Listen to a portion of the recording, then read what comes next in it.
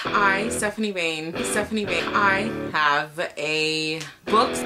I'm a book addict. There's so many books. Hey everyone. So you're probably wondering why my background is different today. And that's because I live by a field where they like plant stuff and whatnot. And you know, just as I started to record my video, they decided they need to spray the field with something. So if you hear like a in the background, it's that. I'm like trying to get to the furthest place in my house with like decent lighting. And this random room is where I found myself. Today's video is gonna be a tag I was not tagged to do, but I thought it was pretty interesting and I just feel like doing a tag, and I might just do a video after this too, so you might see this face again in coming videos. Just warning you right now. Today's tag is reader problems tag. I saw Sarah Sunbeams do this. I thought it was kind of like chill, whatever, so let's get it on. Question number 1 is, you have 20,000 books on your TBR. How in the world do you decide what to read next? I just pick. And I have quite a few books on my TBR, so most serious. Number 2 is, you're halfway through a book and you're just not loving it. Do you quit or are you committed? Within the first 100 pages, if I just really hate the book, especially within like the first 20, 50 pages, that's it.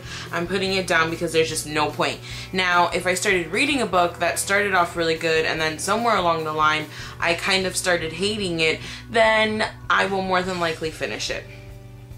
Number 3, the end of the year is coming and you're so close but so far away on your Goodreads reading challenge. Do you try to catch up, and how? Let's say I have a month left and I'm like 15 books away from my reading challenge, then I'll probably just go ahead and attempt to do it. If not, I will say F it. I mean, crap happens. Although I'm gonna try to do a Goodreads reading challenge next year. Number 4, the covers of a series you love do not match. How do you cope? I don't really care about matching covers. I mean, what matters is the content that's inside. And if I want it, I want it, and I don't want to spend a lot to get it. Number 5 is, everyone and their mother loves a book you really don't like. Who do you bond with over shared feelings? Well, I don't know. Number 6, you're reading a book and you are about to start crying in public. How do you deal? I mean, I don't, and I wouldn't cry in public. That's just how I am. But if I absolutely had to, I'd let that little teardrop just fall. Teardrop, fall. 7, a sequel of a book you love just came out, but you've forgotten a lot from the prior novel. Will you reread the book, skip the sequel, try to find a synopsis on Goodreads, cry in frustration? I will not reread it unless I like seriously love the first book. And yeah, then maybe I'll reread it just because I like it and I just feel like reading it.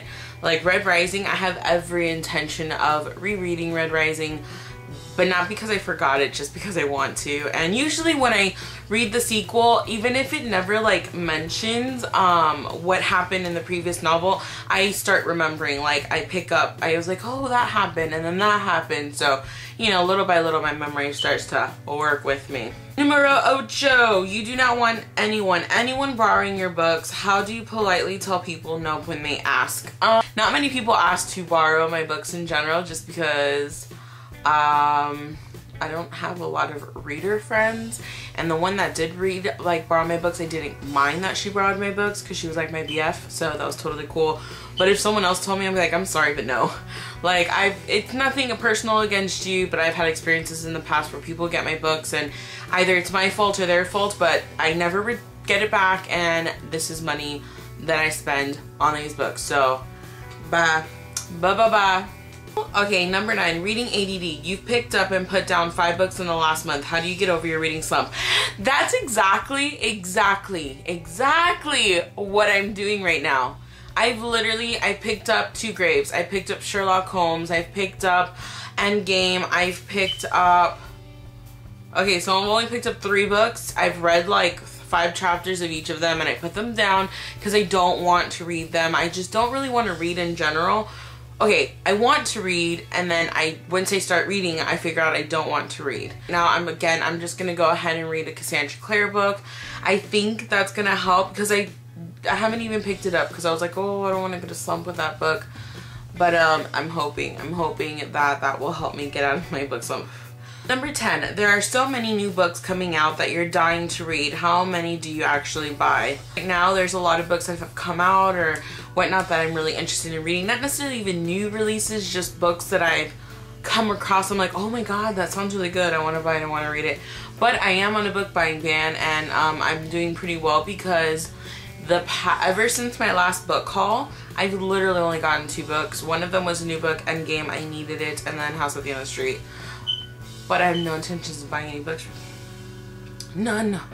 And number 11 is, after you've bought the new books you can't wait to get to, how long do they sit on your shelf before you get to them? Depending on how serious I really want to read it, I'll read it immediately, or it's one of those things where, I mean, usually I'll get to it pretty soon, especially if it's a newer addition to my TBR shelf. I just work that way. So that is the tag. I tagged no one to do this. I just felt like doing a video today. So I hope you guys enjoyed, and I'm gonna go film another video right now. Later.